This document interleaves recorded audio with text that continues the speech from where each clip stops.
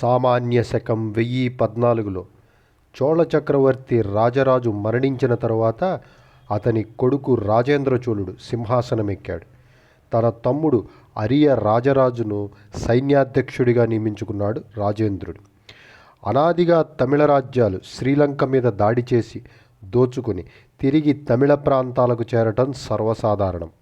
కానీ సామ్రాజ్యకాంక్ష ఉన్న చోళులు శ్రీలంక మీద దాడులు చేసి దోచుకోవటమే కాక శాశ్వతమైన నిర్మాణాలు చేపట్టి తమిళ రాజ్యంలో కలుపుకునే ప్రయత్నాలు చేసేవాళ్ళు. దీన్నే తరువాతి దశకు తీసుకువెళుతూ మొత్తం శ్రీలంకనే చోళరాజ్యంలో కలిపేయాలన్న లక్ష్యంతో 1017వ సంవత్సరంలో శ్రీలంక మీద దాడికి దిగాడు రాజేంద్ర చోళుడు. 6 నెలల పాటు శ్రీలంకలో తమిళ కత్తికి ఎదురే లేదా అన్నట్టు సాగాయి ఈ దాడులు. శ్రీలంక రాజు 5వ మహేంద్రుణ్ణి అతని రాణి మరియు కూతురుతో సహా పట్టుకున్నాడు రాజేంద్రుడు. ఈ 5వ మహేంద్రుణ్ణి చనిపోయేదాకా తంజావూరులో బంధించారు. శ్రీలంక దాడి తరువాత 2 సంవత్సరాలకి అంటే 1019లో ఆంధ్రదేశంలో రాజేంద్రుని మేనల్లుడు రాజరాజ నరేంద్రునికి అతని సవతి తమ్ముడు 7వ విజయాదిత్యునికి వేంగి సింహాసనానికై ఘర్షణ మొదలైంది. రాజరాజ నరేంద్రుడు రాజమండ్రి కేంద్రంగా, విజయాదిత్యుడు నేటి ఏలూరుకి సమీపంలోని వేంగి నగరం కేంద్రంగా పరిపాలించసాగారు. విజయాదిత్యునకు ఒరిస్సా కళింగరాజులు సహకరించారు. దీంతో రాజేంద్ర చోళుడు మేనల్లుడికి అండగా పెద్ద సైన్యంతో రాజమండ్రి చేరాడు. తను రాజమండ్రిలోనే ఉండి రాజరాజ బ్రహ్మమహారాజు నాయకత్వంలో వేంగి నగరం మీదకు సైన్యాన్ని నడిపించాడు రాజేంద్ర చోళుడు. విజయాదిత్యుడు యుద్ధానికి సిద్ధమయ్యాడు. నేటి పశ్చిమ గోదావరి జిల్లా కైకలూరుకి 13 కిలోమీటర్ల దూరంలోని కలిదిండి అనే గ్రామంలో ఘోర యుద్ధం జరిగింది. విజయాదిత్యుని సేనలు పెద్ద ఎత్తున మరణించి విజయాదిత్యుడు పారిపోయాడు. యుద్ధంలో చనిపోయిన చోళ సేనాపతుల స్మారకార్థం కలిదిండి గ్రామంలో 3 శివాలయాలను నిర్మించారు. ఈ శివాలయాల్లో ఒకటైన రాజరాజేశ్వరం ఆలయ శిథిలాలను నేటికి కలిదిండి గ్రామంలో చూడొచ్చు.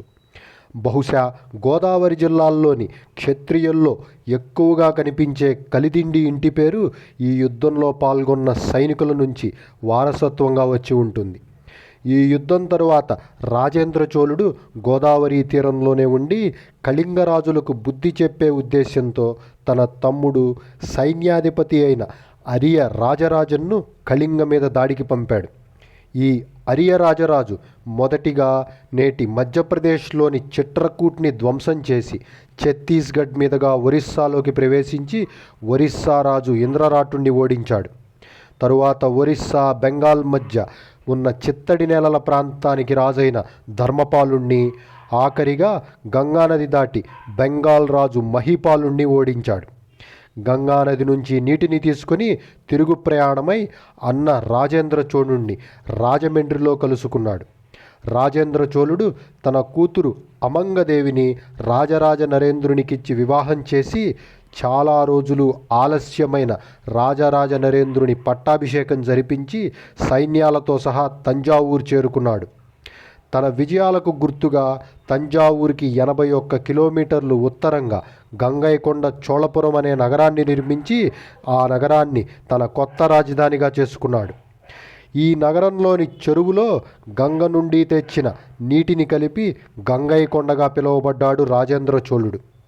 ఈ నగరం యునెస్కో ప్రపంచ వారసత్వ సంపదగా గుర్తింపు పొంది నేటికి తమిళనాడులోని అరియలూరు జిల్లాలో ఉంది. ఈనాడు తమిళ బ్రాహ్మణుల్లో కనిపించే శివాచార్య శాఖ ఆనాడు చోళ సైన్యాలతో కలిసి బెంగాల్ నుండి తమిళనాడు వచ్చి కావేరీ తీరంలో స్థిరపడిన శైవులే.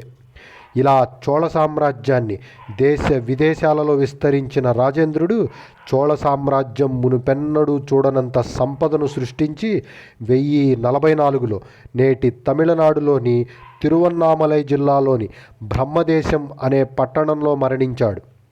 రాజేంద్ర చోళునితో పాటు అతని భార్య వీరమహాదేవి సతీ సహగమనం చేసింది.